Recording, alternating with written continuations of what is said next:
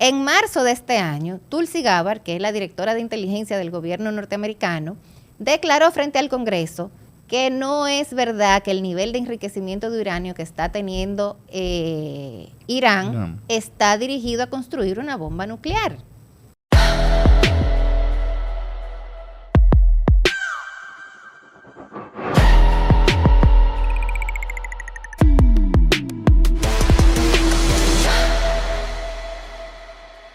Bienvenidos amigos una vez más a su espacio de actualidad política, social y económica a nivel nacional e internacional dentro de la plataforma El Beat Radio Show.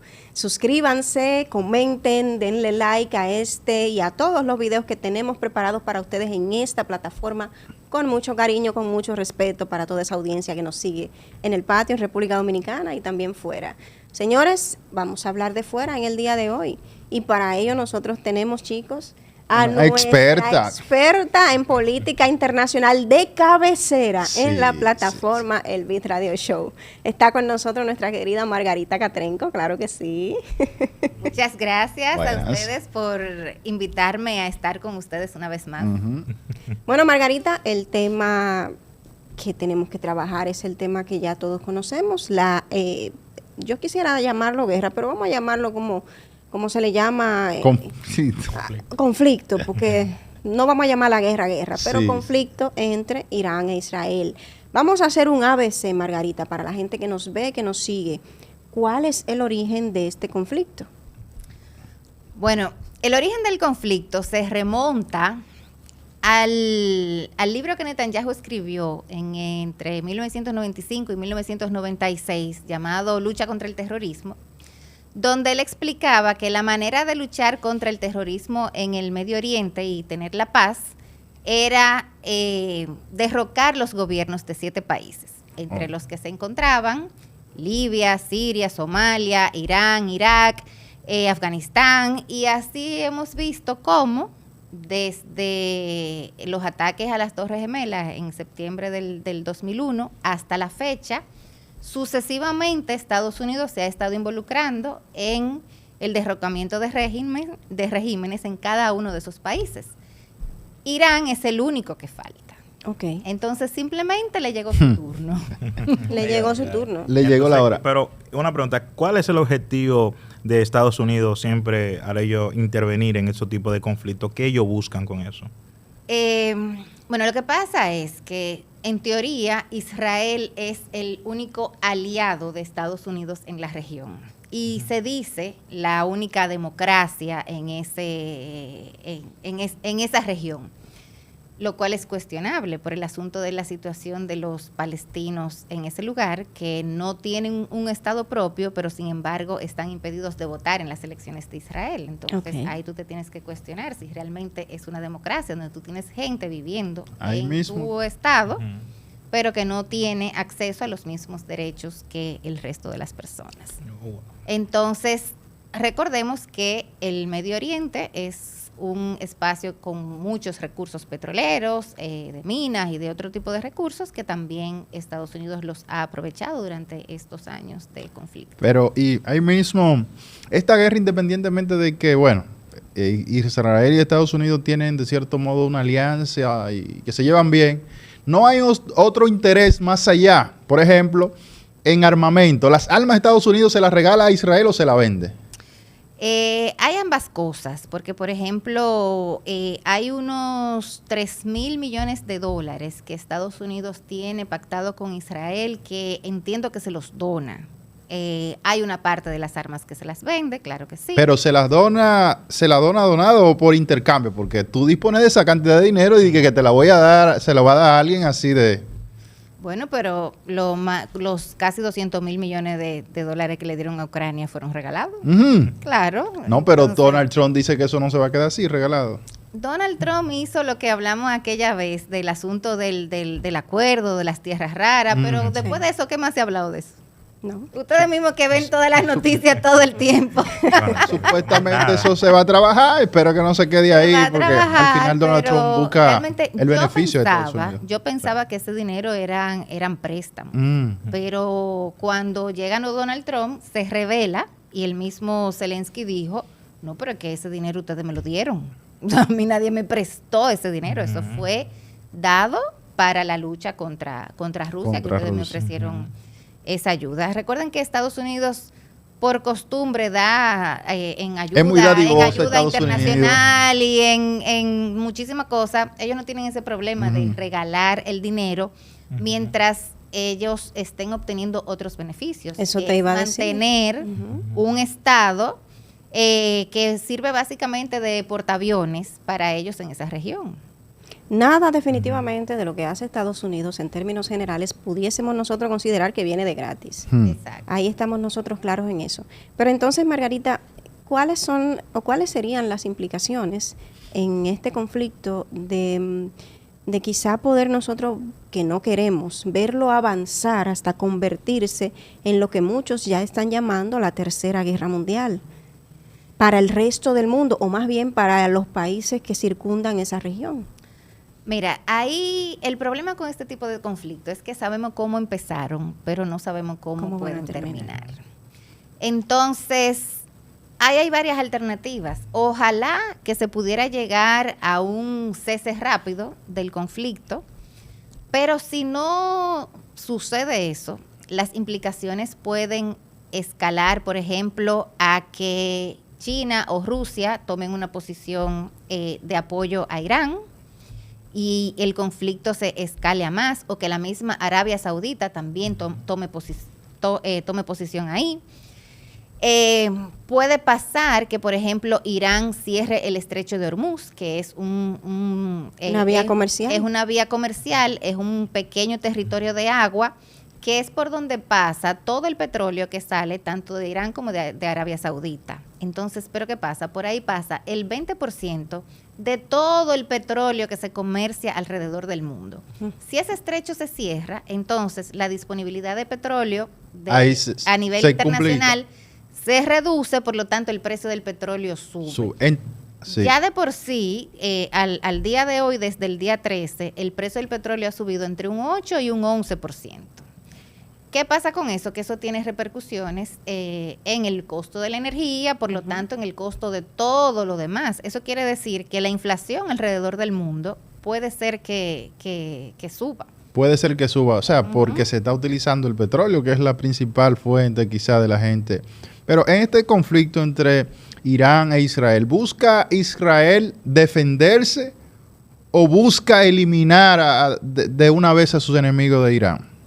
Mira qué pasa, ¿cuál es el argumento que ha usado Israel? Que tenemos que ver también, otra cosa que no hemos analizado, es el contexto en el que se dio el inicio del conflicto. Recuerda que Donald Trump estaba teniendo una serie de negociaciones con Irán acerca de su programa de enriquecimiento de uranio y su programa nuclear. ¿Qué pasa? Irán usa el uranio para fines civiles, en la forma de plantas de energía nuclear. O sea, ellos producen energía eléctrica con energía nuclear. Por lo tanto, ellos hacen procesos de enriquecimiento de uranio, que es normal en todos los países que usan esa materia prima para producir energía. ¿Qué pasa? Ya se estaban llegando a una serie de acuerdos con Witkoff, que es el enviado preferido de Trump, a hacer las negociaciones, que fue el que mandó a Rusia y lo mandó para allá también. Entonces ya ellos estaban llegando a unos acuerdos donde decían qué nivel de enriquecimiento de uranio se iba a tener, que era más o menos de un 3.5%, que es el uso que se le da para instalaciones civiles. Y de hecho habían hablado de que Rusia se iba a encargar de supervisar los trabajos que ellos hacían con el enriquecimiento de uranio, porque recuerda que el principal proveedor a nivel mundial de uranio enriquecido es Rusia. Inclusive se lo vende a Estados Unidos. Las plantas nucleares de Estados Unidos funcionan con uranio de Rusia. Que son las cosas de la vida. Que son unas relaciones medio extrañas que yo tengo allá, Y al fin, o sea, bueno, no, y es así. Y Trump, de cierto modo, no sé si él cuida mucho esa parte, pero yo veo que Trump y Putin se llevan muy bien. Ellos dos se llevan muy bien, creo yo. Eso es lo que a Trump le encanta decir. Nosotros nos llevamos bien y nos conocemos de hace mucho, pero tú nunca has oído a Putin hablando de Trump en esos términos. No. Y hablando ahí mismo de Putin, sabemos que de cierto modo Irán tiene aliados o por así decir algún tipo de relaciones que con China, con Rusia. ¿Qué papel podrían jugar esas potencias en este conflicto con Israel? Eso fue lo que hablábamos ahorita, que pudiera darse el caso. Lo veo poco probable. Es cierto, es poco probable que ellos se involucren a nivel de meternos a pelear. Es poco probable. Pero lo que te decía es que el día 15 había una reunión pautada entre Witkoff y el equipo de negociación de Irán. No. Y el 13, entonces viene Netanyahu y hace el ataque. Después que se hace el ataque, entonces viene Trump y dice que él estaba en conocimiento todo el tiempo del ataque que y entonces él queda muy mal parado. Claro, porque porque dice es, tú me estás engañando, tú me estás haciendo pensar que tenemos un acuerdo que queremos, que vamos caminando hacia una negociación y tú lo que haces es que vienes y me atacas. Yo personalmente, a mí me queda la duda de cómo fue que pasaron las cosas, porque es posible que Netanyahu le haya dicho, yo voy a atacar contigo o sin ti, pero voy para allá, lo voy a hacer. Entonces, ¿qué pasa? ¿Por qué él lo hace así? Porque él sabe que Trump no va a decir, no, él lo hizo por arriba de mí, porque entonces lo hace ver estaría débil, sí. Quedaría debilitada su figura, porque lo que está diciendo es, este tipo, que es un presidente de un paisito, me está pasando por arriba. Claro. Entonces, ¿cómo quedas tú como presidente de la primera potencia mundial? Entonces, hay una de dos cosas. O él engañó a Irán y lo hizo creer que estamos negociando y te atacó por la espalda, lo cual te deja muy mal parado, porque ¿quién va a confiar en ti al momento de hacer cualquier negociación? O Netanyahu lo hizo como quiera y te forzó a decir que sí, que tú sabías y que tú estás montado en el tren de que vamos a la guerra, y como quiera quedas mal. Pero una pregunta, Margarita, ya imaginémonos que ambas naciones no tienen respaldos internacionales de esos supuestos y posibles aliados. En términos de armamento, de ejército, de estrategia de guerra, ¿se puede medir una con la otra? ¿O cuál tú crees que puede tener más recursos y más poder? Si no tuvieran el apoyo internacional. Imagínate que solo son ellos dos. Ellos dos. Entonces, lo que ahí se da una situación muy particular, porque recuérdate que ellos no comparten frontera. Entonces, no se puede hacer una guerra del lado a lado, como de persona a persona, como la guerra entre Rusia y Ucrania. Que están... Hay una ventaja muy importante que tiene Irán, que es que el territorio es prácticamente completo montañoso. Tú ves Irán, tú ves la geografía de Irán y eso es montaña. Entonces, pelear con gente en montaña es muy difícil, porque la misma montaña te sirve de protección. Así es. Y más si tú conoces tu territorio. Y más si tú conoces tu territorio. Y lo tercero es que, señores, Irán tiene 93 millones de personas. La población de Israel es de ¿cuánto? Yo creo que no me acuerdo si... 10 millones de gente. Wow. Entonces, ¿cómo tú, que no han podido todavía con los 2 millones de gente que hay en Gaza, y todavía están peleando ahí, en un territorio cerrado que está prácticamente rodeado y que lo que le queda trae mar? Sí, circunscrito a un espacio obligatorio. ¿Cómo tú, que todavía no has ganado ahí, vas a irte a pelear y que con Irán, con 93 millones de gente? Él cuenta, bueno, yo lo que entiendo que todo eso lo que cuenta es con Estados Unidos, porque... Bueno, no que cuenta con él, sino que se siente como que ese es su padre protector, y quizás si yo estoy agarrado del jefe, los demás de cierto modo no me van a hacer quizás un frente tan aguerrido. Ese es el resumen de la situación. Ellos están contando con que Estados Unidos lo va a apoyar. Y la situación es delicada porque ya de hecho Estados Unidos está movilizando portaaviones, buques a la zona. Entonces, queda la pregunta de si realmente ellos se van a meter definitivamente. Eso te iba a decir. Con Estados Unidos no se sabe. Exactamente. Yo quisiera saber ahora, ¿cuál sería el rol que está jugando, o sea, actualmente la ONU y los derechos humanitarios respecto a este conflicto, porque es algo que ya, se ha salido full de control, algo de este... Señores, la ONU ha demostrado que es una organización que se ha quedado sin papel, se ha quedado obsoleta, se ha quedado... Dilo como es. Sí, entre ellos mismos se entienden. No, sin miedo. Eso, es una chambra, es lo mismo. ¿Verdad? Vamos a hablar Sin miedo, que en claro. el B-Radio Show. Señores, la ONU ha demostrado que no resuelve. está cumpliendo. ¿Qué pasa? La ONU durante todos estos años se ha desviado de su rol fundamental. ¿Por qué se creó la ONU? La ONU se creó a partir de la Segunda Guerra Mundial como una forma de mediar los conflictos entre los países y de buscar la paz. Solucionar la paz. Pero ¿qué pasa? Se han diversificado en muchísimas otras cosas, que si la OMS, que si la lucha contra el hambre, que si las enfermedades, que si la política social y no sé cuánta cosa. Entonces se han disgregado tanto que se olvidaron de cuál es su rol, que es mediar conflicto. No hay conflicto, usted no tiene nada que hacer. Usted tiene cosas que hacer hablando de los conflictos que hay, que por cierto nunca han dejado de haber. Lo que pasa es que nosotros no nos enteramos porque son en África, en países de Asia más pequeños.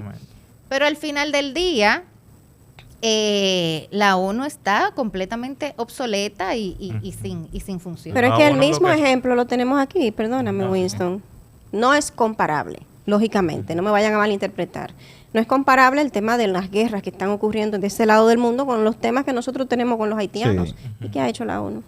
Exacto. Nada. Yo lo que digo, la ONU, ellos lo que están más enfocados en lo que es la Agenda 2030, que todos sabemos lo que viene esa Agenda 2030, claro, hablando en el término social. En eso sí que la ONU está metiendo mucha presión, pero en estos temas de conflicto. Y que tampoco esa Agenda 2030, ¿en qué año estamos? En el 2025. Ajá. Eso de Agenda 2030, para mí eso fue una teoría que se hizo entre países, lo formaron, quizás lo incidieron para que... Son una serie eso de es una cosa que no va... están Que no, sentados hablando, ganando mucho dinero y ya, y mientras le estén pagando su chelito. Como que sé yo, cuántas cosas que ellos quieren. Y tú crees que como está la sociedad, como está el mundo y como está la sociedad tan deteriorada, y esos puntos, muchos de esos puntos que ellos tienen ahí, principalmente de que la eliminación del hambre, pero ven acá, hermano. O sea, eso prácticamente no sé en qué ellos pensaron. Exacto. Hay un punto muy importante que no hemos discutido y es el tema del argumento que da Netanyahu para justificar el bombardeo. Y es el asunto de que Irán está a punto de construir una bomba nuclear y que Irán no puede construir una bomba nuclear, y que ha sido algo que ha repetido Donald Trump a través de su red Truth Social. Todo es el discurso: Irán no puede tener una bomba nuclear, Irán no puede tener una bomba nuclear. Pero primero, hay un video de Netanyahu cuando la guerra de Irak diciendo exactamente lo mismo sobre Saddam Hussein, que Saddam Hussein estaba a semanas de construir una bomba nuclear y que no se puede permitir que Saddam Hussein tenga una bomba nuclear. Se fue a la guerra con Irak, se murieron millones de personas, mataron a Saddam Hussein y las armas de destrucción masiva nunca aparecieron. Desde hace 12 años también hubo otro discurso de Netanyahu donde él estaba diciendo que Irán está a semanas de construir una bomba nuclear. Han pasado 12 años y todavía estamos en el mismo punto. En marzo de este año, Tulsi Gabbard, que es la directora de inteligencia del gobierno norteamericano, declaró frente al Congreso que no es verdad que el nivel de enriquecimiento de uranio que está teniendo Irán está dirigido a construir una bomba nuclear. Entonces, Donald Trump, ayer justamente, lo entrevistan afuera del Air Force One y le dicen, pero mire que Tulsi Gabbard dijo en marzo que no es verdad que el uranio para la bomba y eso. Hacer una bomba nuclear, y Donald Trump responde: a mí qué me importa lo que diga Tulsi. Entonces, estamos frente a una narrativa que es la misma desde hace 30 años, pero por alguna razón todavía la gente cae. En creer eso, y todo el mundo, ay, que sí, es que Irán puede tener una bomba nuclear. Yo lo que creo es que en todo esto, quizá la política, la ideología de Irán, a diferencia de Israel, no es compatible con Estados Unidos. Al no ser compatible con Estados Unidos, Estados Unidos entiende que de alguna forma tiene que atacarlo, porque si como bien usted enumera, en ningún momento se ha visto ese hallazgo de que las bombas han aparecido. Entonces, lo que da a entender es que Estados Unidos no está de acuerdo con el planteamiento de Irán y de cierto modo ellos entienden que hay que atacar, porque otros quizá le digan, porque... Pero recordemos que dentro de los discursos de Donald Trump para asumir la presidencia, lo que él vendía era que él iba a acabar con el discurso de tumbar regímenes, de las forever wars, que es las guerras eternas, Sí. de que iba a poner America First, que se iba a enfocar en los problemas internos de Estados Unidos, de que se iba a terminar ese derroche de dinero público en guerras para enfocarse en desarrollar la infraestructura, desarrollar el comercio local. Entonces, las acciones que él está tomando en este sentido van en contra de sus promesas de campaña e inclusive en contra del discurso que él dio hace un par de semanas cuando fue a Arabia Saudita, donde él estaba diciendo justamente que ese tiempo donde Estados Unidos se iba a meter en tu política interna, de que si tú eres dictador o no eres dictador, que ya ellos no se iban a meter en eso, que ellos lo que quieren es relaciones de negocio con los países, pero está actuando totalmente contrario a lo que dijo. Por eso mi sospecha de lo que decía ahorita, de que tal vez a él lo arrastraron a esta posición y no fue que él necesariamente se metió porque quiso. Bueno, lamentablemente, Margarita, no nos queda tiempo para más. Desde el Beat Radio Show te agradecemos como siempre la disposición de estar con nosotros, de compartir esta visión y estos análisis interesantes acerca de la realidad política a nivel internacional. Te esperamos nuevamente por aquí y esperemos ya que no sea muy lejos. sea parte del equipo. Que sea parte fija de aquí. Segmento fijo. Bueno, muchas gracias, señores. Encantada de estar con ustedes. Hasta la Nosotros próxima, igual. el Beat Radio Show.